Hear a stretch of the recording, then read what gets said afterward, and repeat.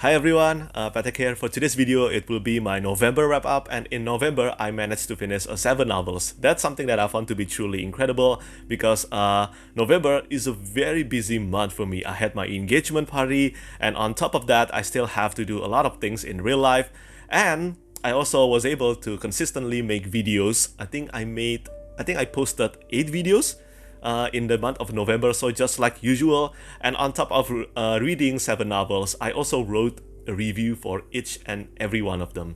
So yes, I consider all of this an achievement, yay me, and well, I may have bought some expensive books for myself.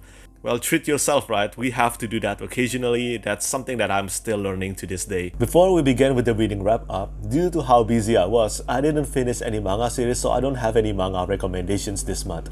However, if you love reading graphic novels and participating in Kickstarter for Books project, you should check out Olaju, The Age of Origins by Peter Chizoba Daniel. The story in Olaju, The Age of Origins, follow 3 young planters of the Nkupuru Osisi creatures, which means 3 people in the Igbo language, as they journey to save the cultivation of the earth after the high priest decides to take control of creation itself. They will undergo several feats of peril and rise beyond their default purpose to save the earth and existence itself. But while trying to achieve the impossible, they will soon witness secrets from the dawn of existence.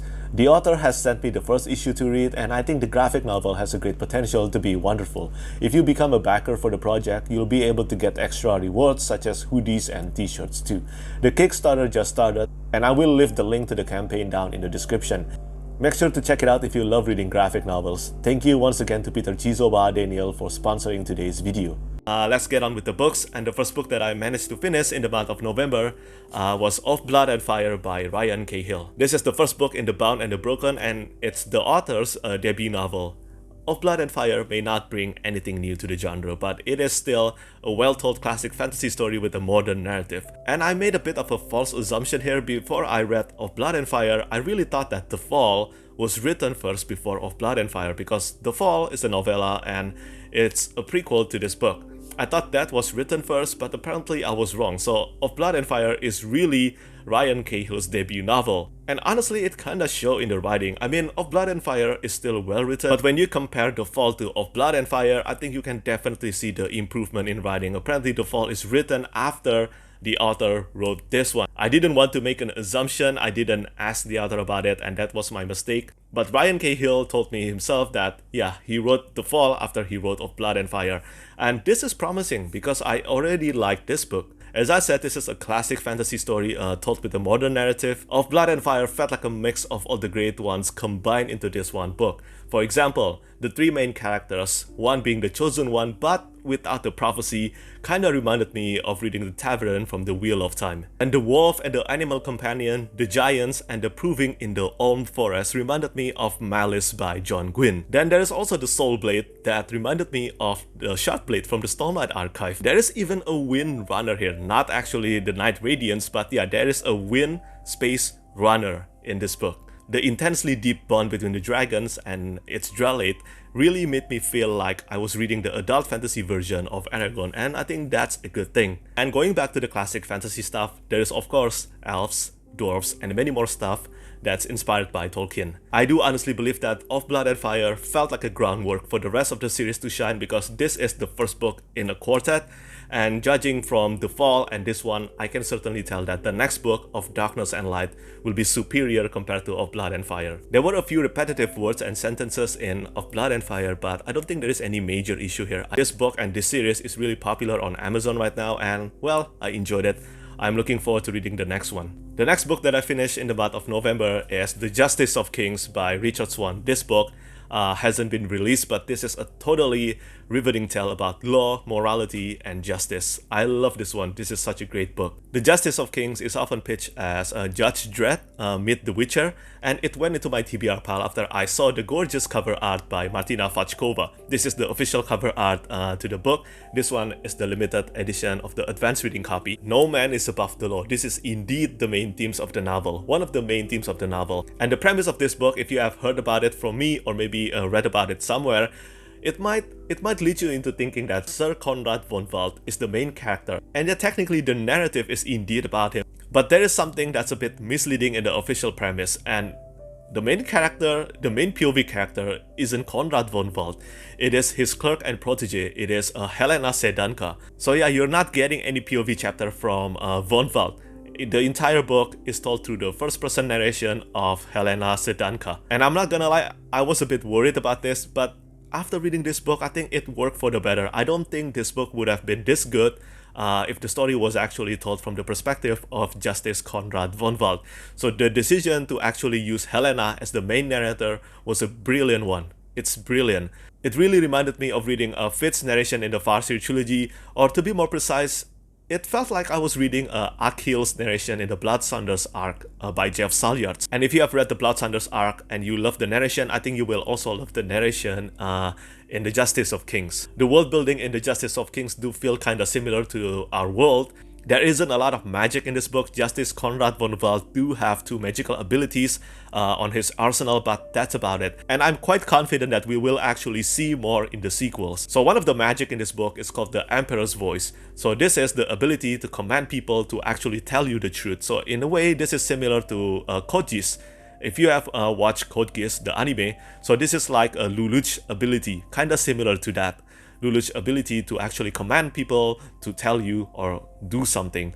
But in this one, you cannot actually command people to do something. You can command them to tell you the truth. And the second magical ability is the necromancy. So the necromancy in this book is not technically reviving the dead, but it is a way for the Justice to communicate with the dead in order to help their investigation. And yeah, Justice of Kings also has a murder mystery element to it. And as you can probably guess, having access to these powers easily blurs the line between good and bad. And this is again one of the benefits to actually read the Justice of Kings through the perspective of Helena instead of Justice Konrad von Waltz. I love reading epigraphs in a fantasy novel, and the epigraphs in this book contain a lot of great quotes, and the one more chapter syndrome in the Justice of Kings is real. It was so hard to put this book down. And remember, as I said in the beginning of this video, I was so busy in the month of November, and still I had a difficult time to actually put this book down. In comparison, I don't think I've read a lot of fantasy novels where we are put in the perspective of the person of authorities. Usually it's the other way around in a fantasy novel, especially those stories that revolves around rebellion. But I think there's a lot of food for thoughts provided by the Justice of Kings. Should the law be abolished completely? Should the law be upheld completely? What kind of law should be set upon society for it to truly work together in harmony? And is that even possible? Battle scenes and magical abilities were indeed rare in the Justice of Kings, but the grey morality, the murder mystery, and von Waltz's magical applications were sufficient to actually make the narrative remain engaging throughout the whole book. And yeah, this book is being released in February. I am lucky enough to actually read this book early.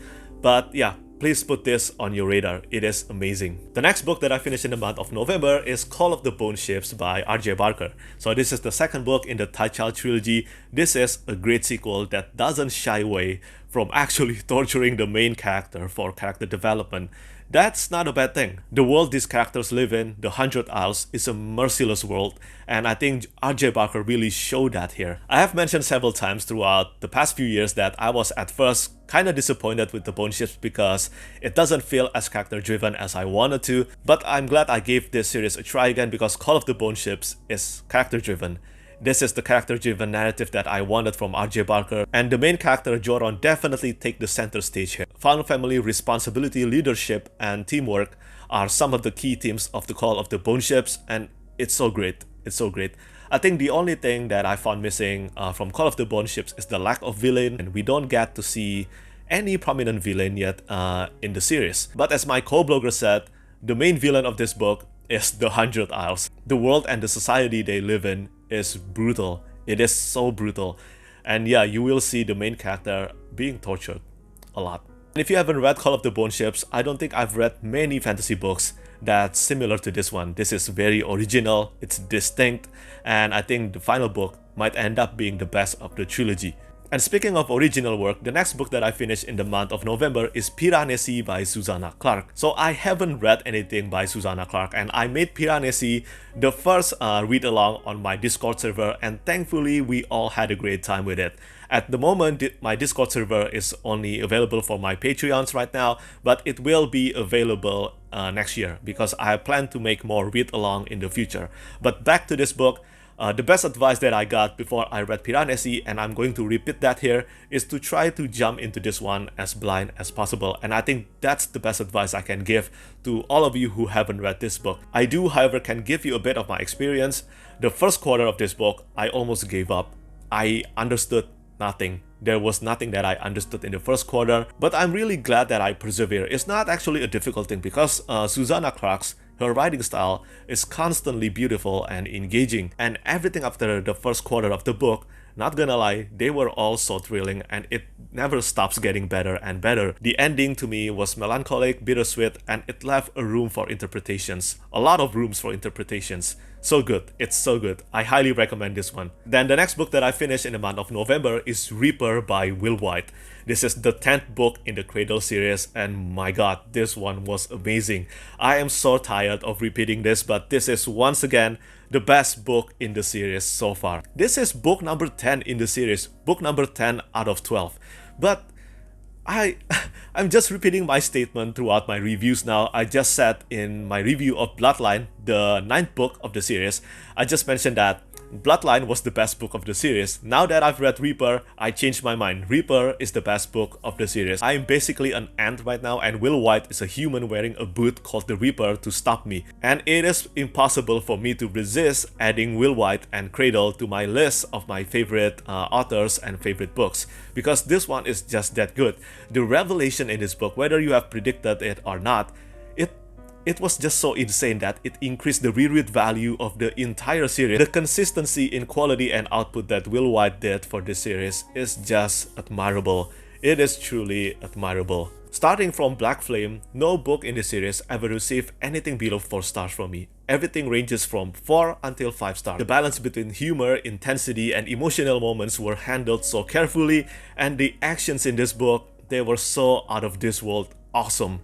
So awesome. It was so incredible. If you have read this series, remember how weak Lyndon, the main character, was in the first book? Well, in this book, good luck trying to keep up with him. So obviously, Reaper, without a doubt, receives another 5 stars rating from me. And if you haven't read the series, please give this series a try. This series will end within next year, quite likely, because Wight usually release 2 books within the series every year.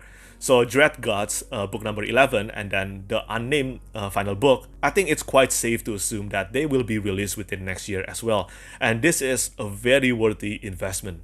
Read it. Read this series. It's amazing. Then book number 6 that I finished in the month of November, unfortunately, is a major disappointment. This is quite likely the worst book. One of the worst book of the year for me. It is The Sword of Kings by Bernard Cornwell. This is book number 12 in the Last Kingdom series. And I'm not gonna lie, if this wasn't the penultimate installment of the entire series, so the series consists of 13 books, so there's only one more book left. If this wasn't the penultimate installment, I would have dropped the series right here, because this was just so pointless. I don't like saying a book or a series as a cash grab, but this one definitely feels like one. I'm telling you, 1 week from now, if you ask me what the plot of this book is, I cannot tell you, because they all felt so similar. If you have read the previous books, you basically have read this one. And that's pretty much the only thing I can say about Sword of Kings. I think a lot of people who love this book pretty much love it because they get to be back with Uhtred again. Even though the thing that Uhtred do is just something that he does repeatedly throughout the entire series. But come on, this is book number 12 already. And again, the main event of this book once again happened off screen, and I'm just like, why even I bother reading? Why even bother? Just tell me already in the Wikipedia. So yeah, this is so disappointing, and I'm really hoping that the final book, at least the final book, will deliver a satisfying conclusion for me. And finally, the last book that I finished in the month of November is The Hot King by Josiah Bancroft. This is the 3rd and the penultimate installment in the Books of Babel series, and this one is Josiah Bancroft's best work so far. This is again a novel that's stunning in originality, enhanced with suspenseful and exciting moments. Unlike the previous books in the series, I think this one, the pacing is the fastest. Good things come in 3, and although this isn't the final book of the series, I think Josiah Bancroft integrates the rule of 3 so powerfully into this book. So there are 3 different storylines, there are 3 different main characters, there are 3 climax sequences, and all of them combined, all of them provide a perilous journey imbued with a powerful drama. Heartwarming moments and spectacular character development were constant throughout the entire book, and although this is my second read through the series, I think the intensity remained intact. I love reading Josiah Bancroft's prose and I was never bored throughout this book. And seriously, The Hot King is a treasure trove for quotes. There are so many great quotes in this book, so many. The Hot King is a marvel that stitches immersive fantasy escapism, pulse-pounding steampunk adventure, and accessible literary prose into one tremendously impactful penultimate volume.